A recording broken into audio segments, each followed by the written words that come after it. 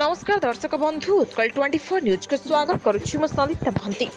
गोरु चालान गाड़ी को धरिले बजरंग दल 5 गोरु उद्धार गाड़ी जबत ड्राइवर फेरार।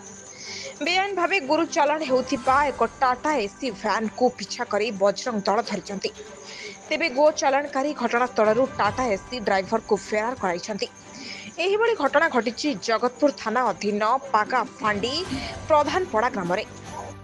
सूचना मुताबक बेआईन गोरु बोझे टाटा एसी को पीछा करी बजरंग दल कर्मी माने प्रधानपड़ा ग्राम रास्तार अटकाई से समय गो चालानकारी माने बलपूर्वक गाड़ी ड्राइवर को छड़ाई नहीं पड़ाई जाइथिले। घटनास्थल पागाफांडी अधिकारी कुंज बिहारी धीर पहुंची गोरु बोझे पिकअप भ्यान रु 5 गोटी गोरु को उद्धार करने सह गाड़ी को जबत करथिले। उद्धार गोरु गुड़ी को चौद्वार थाना मंगराजपुर स्थित गोशाला रे छड़ा जाइथिबा पुलिस सूचना देछि।